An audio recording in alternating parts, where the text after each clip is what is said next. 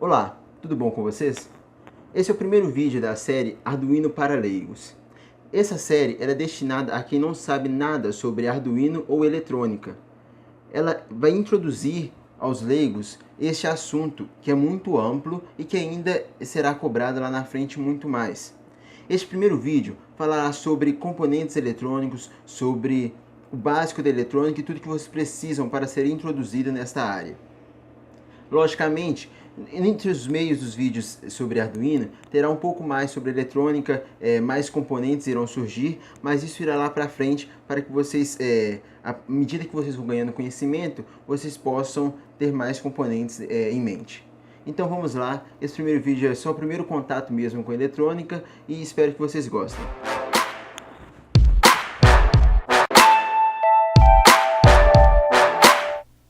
Bom, galera, então vamos começar aqui o nosso primeiro contato com a eletrônica. Mas antes de começar a mostrar leis e componentes, eu gostaria de mostrar este homão que está aí em sua frente. George Simon Ohms é simplesmente quem enunciou a lei fundamental da eletrônica no começo deste século.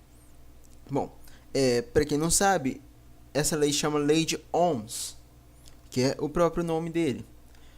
Essa lei ela é enunciada da seguinte maneira: a resistência é diretamente proporcional à tensão e inversamente proporcional à corrente. Bom, o que isso quer dizer? Isso quer dizer que quando a resistência subir, a tensão sobe e a corrente desce. Desse mesmo modo, quando a corrente estiver subindo, isso quer dizer que a tensão está descendo e a corrente isso quer dizer que a tensão está descendo e a resistência está descendo também. Bom, vamos falar agora de cada coisa dessa fórmula. Este, para quem não sabe, é o triângulo de Ohms, que é muito passado para ensinar. Isso quer dizer que, se você vai querer a tensão, isso quer dizer que a tensão é a resistência vezes a corrente.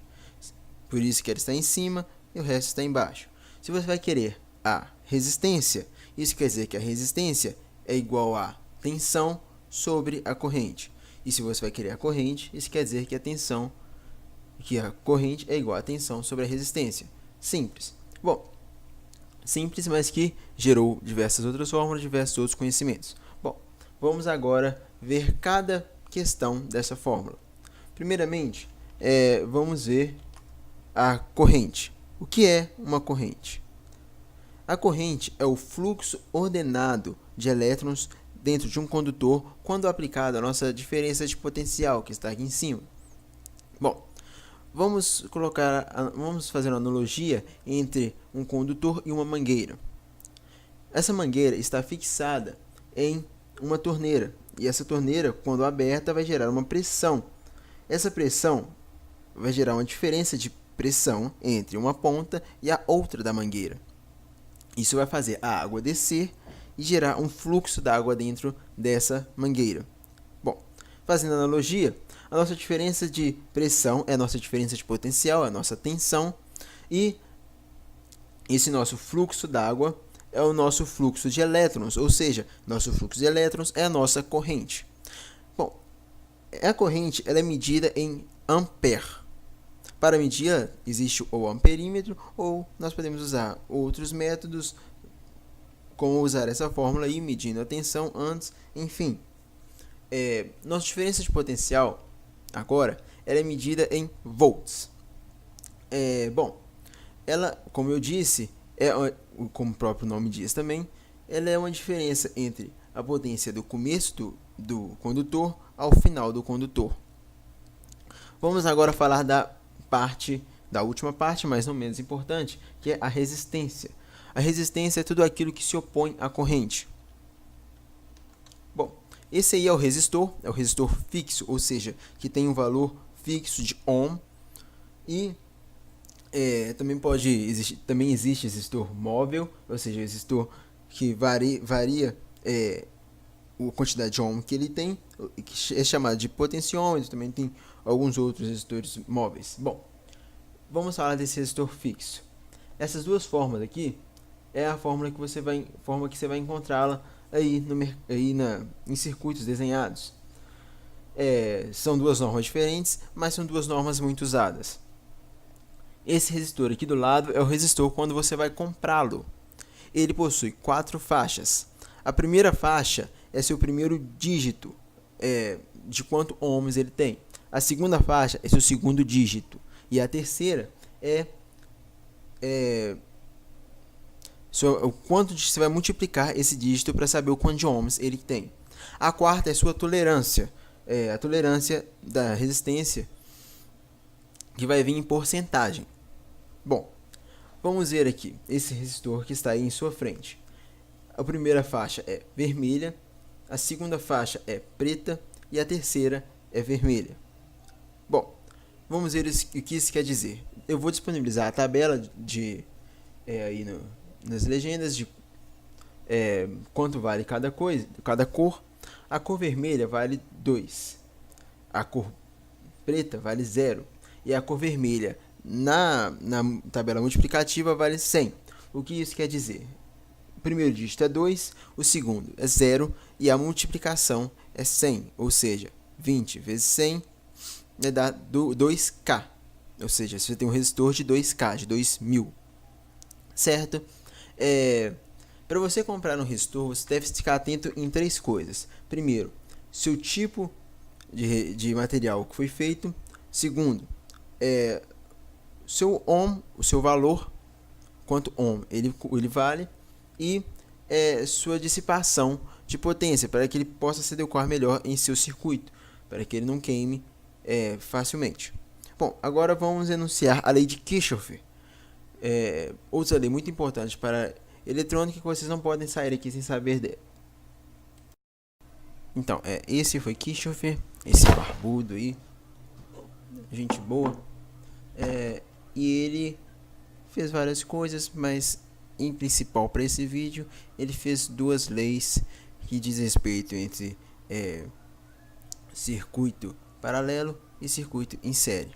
Bom, vou explicar aqui a cada coisa.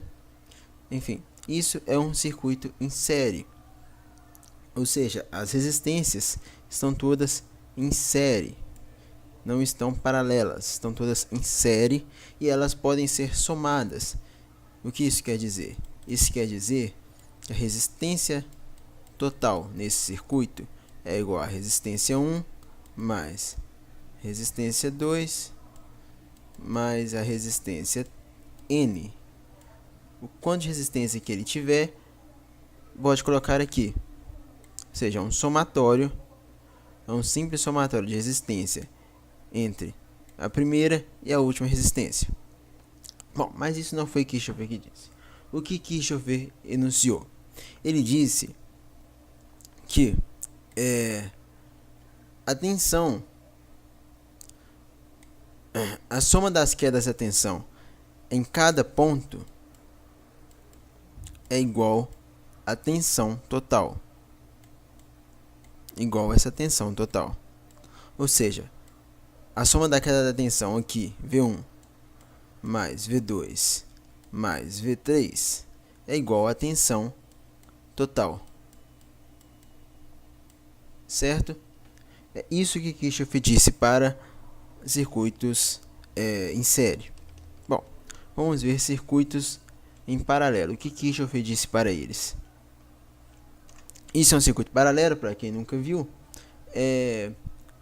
Um circuito paralelo, ele pode ser calculado, as resistências deles devem ser calculadas assim.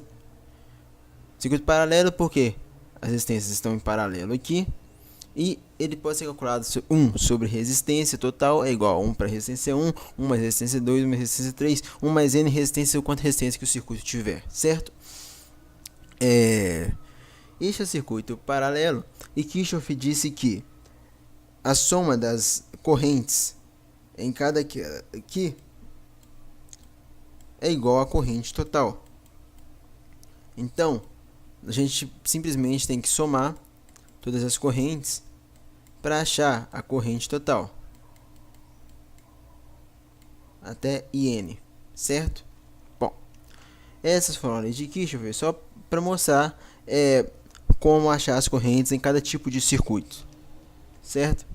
Lembrando que isso muda também em circuitos em corrente alternada. Corrente alternada é uma coisa em parte que eu vou explicar depois, certo? Bom, vamos agora falar de potência. Bom, potência é energia consumida em um certo espaço de tempo. Vocês podem ver aí a quantidade de fórmula que tem.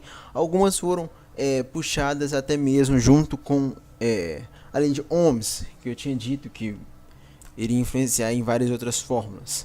Então a potência ela é enunciada como W de watts, e o watts ele é igual a joule por segundo. Bom, agora vamos falar sobre a capacidade de cada elemento de armazenar cargas elétricas. Esses elementos são ditos como capacitores. Bom, os capacitores são construídos com um núcleo isolante de elétrico e dois painéis chamados de armaduras metálicas ao lado. Seu símbolo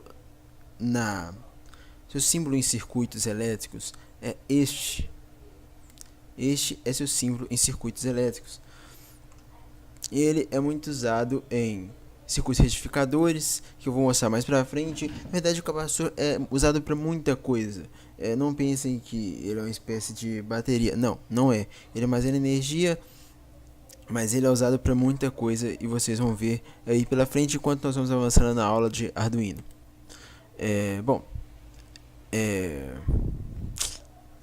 Vamos para o próximo assunto. O gráfico do capacitor é uma coisa muito interessante. É algo a ser dito porque esses dois pontos são bem visados, são bom falar sobre eles. Quando o capacitor está no instante zero, é como se ele estivesse em curto-circuito. Ele está sem energia alguma e é como se estivesse em curto-circuito. Quando ele estiver chegando próximo ao infinito, é como se ele fosse um isolante. Ele está chegando ao infinito em corrente e é como se fosse isolante, não passa mais corrente. Bom, vamos para o próximo assunto, que são os indutores. Bom, eu não vou aprofundar muito os indutores, porque isso é um assunto à parte, principalmente quando eu for falar sobre correntes alternadas. Mas, para que vocês já saiam daqui sabendo um pouco sobre indutores, a indutância é medida em Henry, que é um H, e é uma capacidade de um condutor para gerar forças contra-eletromotrizes, ou seja, uma tensão induzida quando você aplica uma corrente de amplitude variável em relação ao tempo. Isso vem muito da corrente alternada e isso eu gostaria de pegar uma aula só para isso, que é uma coisa super interessante para quem gosta de elétrica, sair um pouco da área. É muito bom para a área de eletrônica, mas para a área de elétrica também tem extremas coisas para se usar. Certo? Vamos voltar um pouco nos capacitores, que eu esqueci de falar uma coisa super interessante. Os tipos de capacitores que existem. Bom, existem capacitores cerâmicos, de poliéster, estiroflex, eletrolíticos, muitos capacitores por aí para vocês comprarem, e cada um se adequa em alguma parte do seu circuito, certo? Alguns têm mais dissipação de energia, outros esquentam menos, essas coisas, certo? Os capacitores também podem ser, como eu disse, fixos, variáveis, tem alguns especiais, aí vai depender da onde você quer aplicar seu capacitor. Bom, vamos prosseguir. Aqui agora nós temos o diodo. Ele tem duas polarizações, o ânodo e o cátodo, e ele em um circuito ideal, como nada nessa vida é ideal, na sua vida real ele não vai funcionar perfeitamente assim. Ele funciona como uma chave que ele só deixa passar quando usada nessa direção, vem de cá para cá, de cá para cá. Se aplicar uma corrente inversa, ele não conduz. Ele, ele, é, uma, ele é formado por uma junção PN, ou seja, um material do tipo P e um material do tipo N, certo? Esse é o gráfico dele. Ele atua daqui para cá, esse diodo, ou seja, só quando polarizado, certamente. Do caso ao contrário, ele funciona como uma chave e não atua, certo? Aqui é um lugar onde ele está estável, onde ele aguenta uma tensão reversa, que é uma tensão reversa, e ele continua aguentando, ele só não conduz, continua não conduzindo. Está aplicando a tensão reversa, ele não vai aplicar uma tensão reversa em mim, e não conduz. Entretanto, aqui tem um ponto de ruptura dele. Ao chegar nesse ponto, ele não aguenta mais, ele fala assim, não, para, leva, e deixa conduzir fortemente, como se tivesse polarizado certo. Esse diodo ele é usado em muitos circuitos retificadores, especialmente por este efeito chave dele em circuitos ideais, certo? Aqui é um outro diodo, só que um diodo emissor de luz. Então, quando ele é polarizado de uma maneira correta, ele emite luz. Aqui está a sua representação dele em circuitos. Eu também esqueci de mostrar aqui. Essa aqui é a representação em circuitos do diodo. E um diodo normal, quando você for comprar na loja, ele vai vir desta maneira.